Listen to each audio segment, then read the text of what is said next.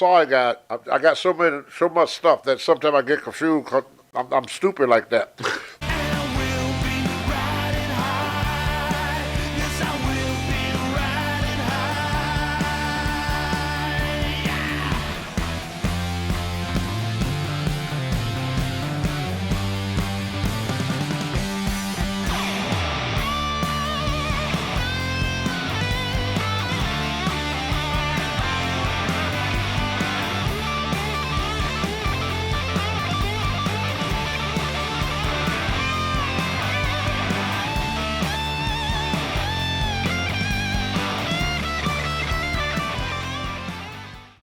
Mr. Tony Atlas, Yeah, thank you for joining us. what's going on, everybody? Looking good there, T. You look good, brother. Sometime in the wrestling world, we get what you call the big head, and we start believing our own publicity.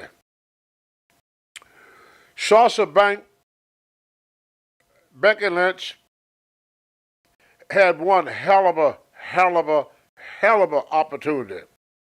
They would be nowhere without the WWE. I would be nowhere if it wasn't for the WWF, NWA, and all the people that helped me. I wrote in my book, my success in life, I owe to thousands and thousands of people. My success. My failure, I only owe to myself. It may not hurt Sasha Banks and Becky Lynch for what they did now. Down the road, when they get old and gray like me, they're going to look back on that. And the first thing they're going to say, what a freaking idiot. Plain and simple. There's so many people laying up in this world. I worked independent circuit a lot. And there's so many independent wrestlers that would love that opportunity. And we don't got to the place that we got a good opportunity. People treat us right. And my mom said, you never bite the hand that feeds you. Vince McMahon made Sasha Banks what she is. He made Becky Lynch what she's in. They owe Vince McMahon a great deal of gratitude. In the world of wrestling, I know people talk about the new group, the AEW, TNA. Until you wrestle for the WWE, you're not in the business. You're really not. Every great name that is out here in the wrestling world came from WWE. That is the bedrock of pro wrestling. Vince McMahon, good or bad, saved the wrestling business. There was no way the wrestling business could have continued the way it was. So he created a way where he could keep wrestling going, and not only keep wrestling going, but put it in a position where we could compete against other major sports. Sure. We could compete against football. We could compete against basketball. We could compete against baseball. And we never had the opportunity before without Vince McMahon. And I feel that it's an absolute honor. It's an honor for me, Tommy Wildfire Rich, or any wrestler to get this opportunity to be on the Martin Farrell show. Thank you, Tony. Thank you. You know, Martin, you guys are keeping us guys alive. I appreciate what the WWE done for me, and I appreciate what Martin and the Farrell not only do for me, but do for all the wrestlers. And I think Sasha Banks and all these people, they lost appreciation. Any thoughts on the passing of Dan Marotti from Boston Wrestling, Tony? Well, as y'all well know, me and Dan, we did not leave on good terms. I think what Dan did to me was uncalled for. But in the Bible, it says, forgive and forget. The reason that God tells us that, because when you forget, until you forget, it keep hurting you. So in order for me to heal my pain, I had to erase him from my mind. I came to the Martin Farrell show, and I expressed myself and how I felt about what he was doing. And to me, it was over. But I do feel not happy about his passing. You know, because he never got a chance to redeem himself. Not that I would have worked for him again, because I was done with him. I would not have worked for him, but I'm not happy with his passing. Let's put it that way. You know, I'm kind of sad that such a young man had to leave so early. Before he grew up to learn how to appreciate what he had and be more respectable towards others. Like he started attacking you guys because y'all was trying to help me, which I felt was wrong. Okay. I mean, neither one of y'all ever did anything to Dan Morella. There was no reason for Dan to attack Marty or to attack the Pharaoh. Well, y'all never did nothing to him. But we all make our own bed, and we the one had to lie in it. He made his bed. He left out of here not a very likable person. So I kind of sad that he didn't stay around long enough to grow up, to be appreciative of the position he had, and be a more appreciative of the guests that travel and work with him. You know what broke up our relationship was over $100. $100. Yeah. When COVID hit, my prices on rental cars went up. I told Dan I can't afford to pay that much for rental car. Okay. I said, just throw me $100 for the rental car. Didn't want to do it. He felt that I owe him something. You know, and like I said, I'm sad about his passing. I'll be sad if anybody pass. Regardless if I like them or not. Oh, life is precious, because when you lose your life, you lose everything. Yeah. You lose everything. And I'm sure he had family and people that loved him and cared about him. And it's the ones we leave behind that it hurt the most. The ones we leave behind, like something happened to me, the people that going to get hurt the most going to be my wife and my kids and my grandkids. They're going to be hurt the most. There'll be some fans hurt, but not as much as my wife, How about the real Dan Marotti, though? Of course, the fans, and he had plenty of them with Boston Wrestling, they see the Dan Marotti on the presentation. What was he like in real life to you? I mean, did he change over the years? I mean, who was the real Dan Marotti to Tony Atlas? He put him in the same category as Sasha Banks. Sometimes we lose appreciation. It's kind of like your mom. She feeds you, clothed you, raised you, gave birth. You grow up, and you start disrespecting her. And that's pretty much Sasha Banks, Becky Lynch, and Dan Marotti, and Tony Atlas fell in the same boat. We was raised, nurtured, and taken care of, and then we turned on our parents. The ones that did the most for us is the ones that we turn on the most. Because who done more from Sasha Banks than Vince? Who? Can't think of anyone. Who traveled more to Dan Morella's show and did more for Dan Morella than me? Understood. And I tried to make it reasonable for him. I mean, I didn't try to price gouge him or anything. I tried to work for the lowest possible price. And I do that with a lot of people that work with me. I just want to make enough money where I don't feel stupid at the end of it, but I don't want to put you in the poorhouse doing it. That's just how I do business. And people that work with me, I negotiate a price with them that is reasonable, that I think. I don't ask people to pay extra stuff. Like when I travel, I pay my own gas, I pay my own rental car. I don't ask the promoter, well, I want this, plus you got to pay my rental car, plus you got to pay for this, plus you got to pay. I don't do all that to people. Because then I'm not, I'm doing good, but the people that book me is not. There was one thing that we I guess we should recognize is that you and Marotti together on those shows entertained many people through some very, very hard times. Yep. So both of you should be respected for what you accomplished there. A lot of people out there were going, with COVID and everything going on, their lives are very tough, and you did a wonderful job, and Marotti together entertaining these fans. So, I mean, as bad as things ended up, there is some silver lining, I guess, maybe. Well, and since I've been in the wrestling business, the one person in the wrestling business that shows the fans more respect than any wrestler I ever met in my life, that's Vince McMahon Jr. if you want to lose your job, refuse to sign an autograph. Really? I have seen Vince run. He's running late, and he got the big two suitcases in his hand. He's running to the limousine, and somebody would just walk up to him and say, "Vince, can you sign that?" He would drop them suitcases and sign. Really? Vince McMahon would never say no to a fan. Never. That's amazing. Because he tell us guys all the time, without them, there's no us. There's nothing. You know? That's why he called it the wrestling universe. He didn't like the idea of calling them fans because a fan is like a follower. He said the wrestling universe, he said that make the people feel more a part of it. It's pretty smart. Instead of a follower. Pretty smart. Like a groupie, a fan, you know. So the wrestling universe, you are a part of the WWE. He even sold stock to fans. You take $10 and buy a WWE stock. That, 10 years from now, growing to $50,000. And start at $5. So he always catering to the fans.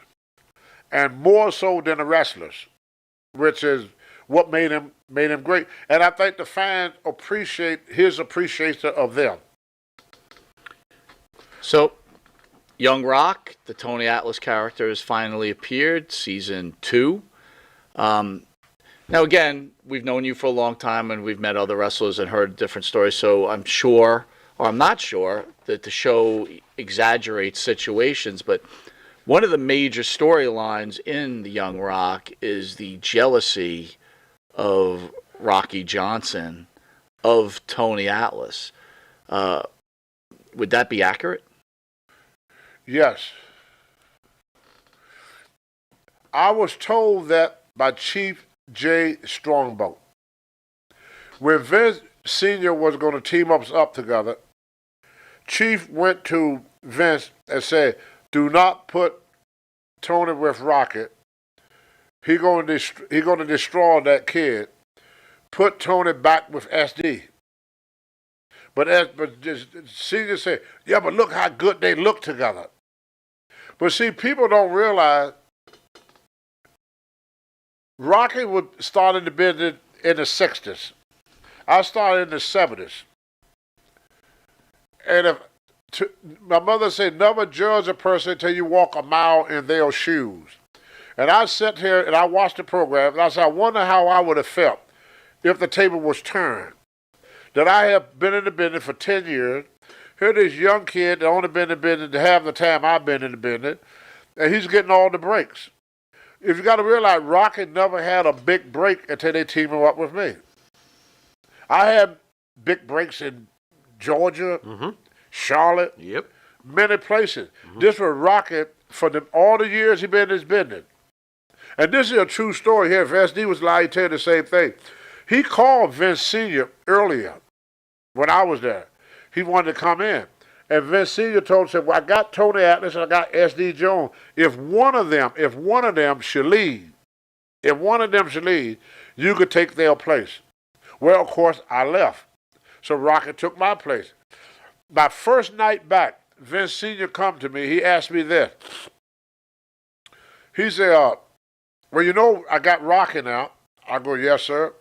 He said, do you want him to stay? He said, if you want me to get rid of him, I get rid of him. That's what Vince Sr. said to me. Okay. I said, oh, no. I said, I don't want nobody to lose their job. And Vince said, oh, great, because we were thinking about making you tag team partners. That's when Chief told him what I just told y'all. He said, don't put Tony with Rocky. He's going to mess him up. Sure enough, my first night back from AWA, Vern Gagne, my first night, Vince told, back up. I just got back from L.A., Los Angeles. Sorry, guys. I got so much stuff that sometimes I get confused because I'm stupid like that. But anyway, I just got back from L.A. and Vince said, do you want to go back to Los Angeles and get your car?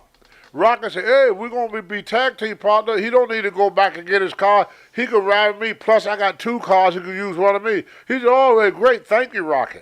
So I rode from back to New Haven, Connecticut, with Rocky Johnson. Rocky dropped off at the hotel. And the next day we supposed to be in Hartford. He said, "I'll pick you up at 4:00, kid." He says, it's about an hour drive. He said, "But I like to get there a little bit early. We're going to stop at Church and Chicken and get some chicken." I said, "Oh, great, Rocket, great." 4:00 come around, no Rocket. 5:00 come around, no Rocket. Finally at 6:00, I called Vince and went, "Get a cab." I jumped in the cab. I took a cab from New Haven all the way to Hartford, Connecticut. Cost me $270 bucks. Rocket said, "Hey, where were you? I looked all over for you." See, he wanted to get rid of me, because that was his first big break in the business. And without me, he was the man. So Rocket never really got a real big break in this business. The first black guy to ever get a big break in this business was probably, a huge break, outside of me, was JYD. Okay. JYD. Mm-hmm. You see, because when he wrestled Sweet Element Diamond, the territory was Florida, so nobody knew about him that didn't live in Florida. You go to Georgia, they didn't know who he were. You go to California, they didn't know who he were. But they knew who I were before I got there because of Georgia chapter TBS. I was on the first cable, wrestling cable show. Right. Went into 40. The only states that it didn't go into was Alaska and Hawaii. That's the only place that people didn't know Tony Atlas. That's why when Vince brought me in, he didn't have to promote me. He never had to promote me because of Georgia. Same thing with Tommy Wildfire Rich. Tommy never really wrestled away but Georgia, but everybody know him because Georgia Championship Wrestling TBS at that time went everywhere. So Dusty Rhodes, Terry Funk, a lot of guys would come from other territories just to work on that TV so they could get more popular. Bruiser Brody, God bless his soul, before he passed away, he said, "Tony, people know me in Japan, people know me in Minneapolis and New York. They may know me a little bit in Japan and Puerto Rico." He said, "But you known in more places than I'm known because of that television." So I know Rocket wrestling in other territories, they made him champion and stuff. But what I mean by a big break, where you're on a big scale, and that the largest territory during that time was AWA, WWWF, and Mid-Atlantic. They was the biggest. That was it. Vern Gagne territory went from Minneapolis all the way to California. See? So you were a champion in AWA. You was known in many states because they went. Like me and Jumping Jim Bronzell, we wrestled the War Warrior at the Showboat in Las Vegas. That was all part of the AWA territory. But all the what Rocky worked small territories. This was the first big territory. He never worked Mid-Atlantic. Not on top. And that was, about the third biggest. AWA, he never made a big splash in AWA. So that was the first time he was in what I call a big territory. Bigger. Sure. If you watched for WWE back in the day, all your magazine came out of New York. Bill After, George Napolitano. Yep. They was all New York guys. Read 'em So all. in order to get on the cover of the magazine, you got to wrestle in New York. Right. Right. Or Mid-Atlantic.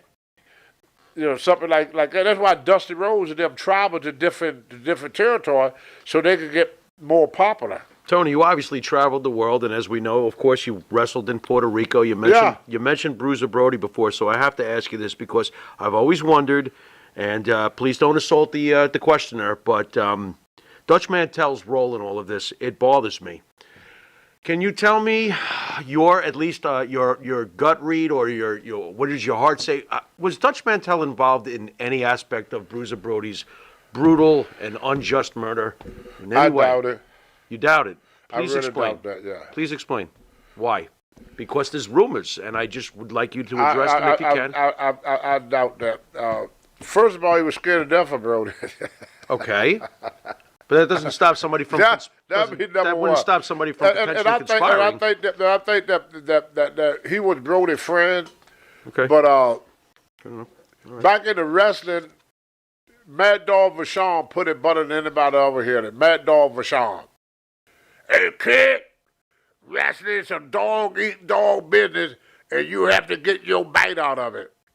Klondike Bill said, kid, when you finish this business, if you have one friend, consider yourself lucky. See, wrestlers are self-employed. And not many wrestlers, no matter what happened to you, did not want to jeopardize their job for you.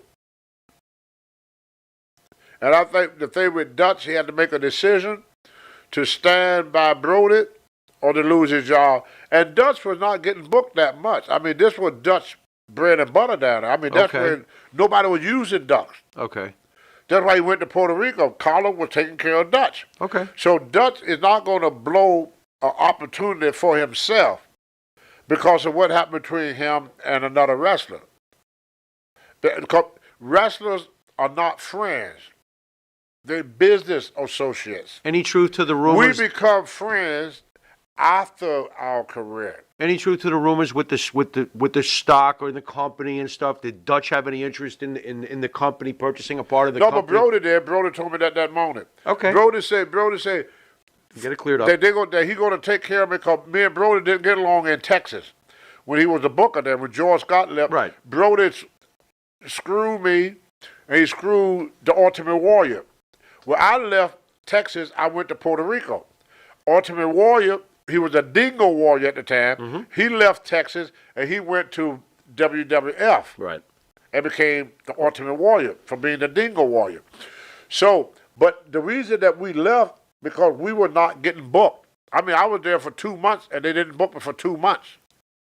And Brody was the booker, which I blamed Brody for. And then later, Brody told me that he had nothing to do with it. He said, but kid, I'm going to take care of you here. He said, I waited a long time to get in down here. I think he gave him something like $20,000 or $30,000. He wanted to buy Gorilla Monsoon shares. See, Gorilla Monsoon has shares in Puerto Rico, and I think Brody wanted to buy them. I think they were the shares he bought. And then, but they took his money, but they didn't give him the share. I'm going to say something to me. If I don't get my money, I'm just going to beat the hell out of everybody here. Now you got to remind you, they left him at the hotel. He was the main event that night. They left him at the hotel. Okay. And guess who he was riding with? Jose. I asked him, I said, who are you waiting on? He said, I'm waiting on Jose. They rode together the whole week. They were together the whole week. The guy who eventually stuck him in the shower. Unbelievable. Yeah. Unbelievable. Stephanie McMahon tickled me one day.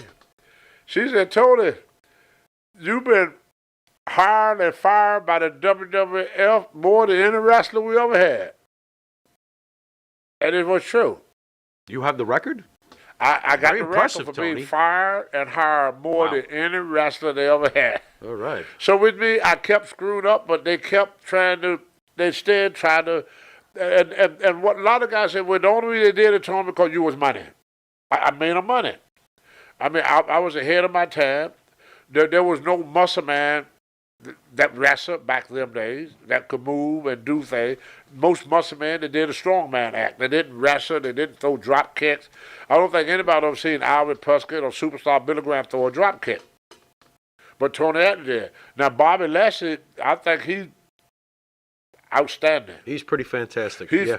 to He be is. a muscle man, the way he He's moves amazing, with all yeah. that muscle. You know, he's freaking outstanding. Brock Lesnar, I think he's freaking outstanding. He's you know, amazing. of all the wrestlers in it, right? Yeah. A Roman Reigns, that's Yep. another big Yep. muscle guy that could Yep. move around the ring. sure. We used to be impressed years ago when we had a fat guy that could move, like King Kong Bundy or Bam Bam Bigelow. Right. And Bam the- Bam. The best, Oh, yeah. the best I ever seen in my life. I'm not. I don't want to say fat because today is not a good word to call people obese. Okay. Or what is it? Overweight. Large. How about large? Heavy person. Heavy. That's a good word. Okay. And y'all got to look him up one day. His name is Crusher Jarrett Blackwell. Oh, Crusher Blackwell, sure. You know he threw drop kicks? Yeah. Mm-hmm. Yep. And this in the 70s. And he's 400 plus, yeah. 400 plus. Yep. And would drop kick you right in the face. And we thought that was, my goodness, Because he said one night, he said, Tony, I'm going to drop kick you tonight. I started laughing. As I was laughing, his foot was in my face. You've got the record for the most terminations at the WWE. If you pick up the phone and call Vince, does he answer? Do you get Vince on the phone quickly? No. No. You'd have to work at it a couple of days to get Vince to call you back? I'm just No. curious. I never tried. You've never called? They always call you? They bring you back and then they fire you. Then they call you again. Is that how this works? Yeah. Never once give Vince a phone call. No. Very interesting. Tommy Wildfire Rich is not my friend. He's my brother. There you go. His mother seen us together, and she said, this is your brother. Y'all are brother. Me and Tommy Rich were like brother. We did everything together. We fought together. We got drunk together. We got laid together.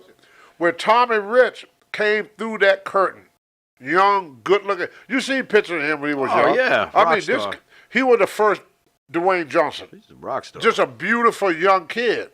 He came through that door and the frickin' women went nuts. I bet. Tommy could not get to the ring. His first night, he could not make it to the ring. Wow. They had to get people to move the women back to let him in the ring. They wanted to rape him going to the ring. He just walked through the door and the place went freaking ape. Amazing. Barnett was standing there. I had a mask on then. I was black at it. He said, can you believe this? He said, they ain't even seen him wrestle yet. Right. They love Because him. all wrestlers were big, rugged. We were not pretty people. Right. If you were pretty, like we call Ric Flair a pretty boy. Right. But Tommy was a pretty boy. Right. So anyway, make a long story short, Abdullah started getting heat. Now, for the fans that don't know what heat means, Abdullah started beating up on Poor Tommy. on Tommy. The kid. And Tommy had this bright, silky blonde hair that turned red. Ooh. The hair turned completely red. You're making the women very angry beating him up like this. The Oh, yeah. Ole Anderson ran to the back. I just finished my match. I wrestled the Missouri Mauler Okay. that night. And he said, Tony, get your black ass out there and run Abdullah off. He said, we're going to have a ride. The people was coming to the ring to get Abdullah. They're getting crazy. Abdullah was shaking. He was scared to death. He was scared to death. So Where's my I kid? put my mask on and I supposed to tie it so it don't come up. Well, I forgot to tie it. Uh-oh. So I run to the ring. Wardrobe malfunction. Abdullah, when I looked at Abdullah, Tommy was a hell of a seller. That's what got him over. The way he was a hell of a seller. Right. So Tommy's soul is so well that the people wanted to kill Abdullah. Abdullah could not get out of the ring. So when I jump in the ring, Abdullah's eyes was as big as 256 piece. And Abdullah looked at me and said, slam me. And he'd never been slammed before. So I picked Abdullah up to give him a slam, but because he was so big and my mask was tight, my mask came out. Wardrobe malfunction. And I had a big afro. Now imagine this, my head is like this. Poof. Yeah.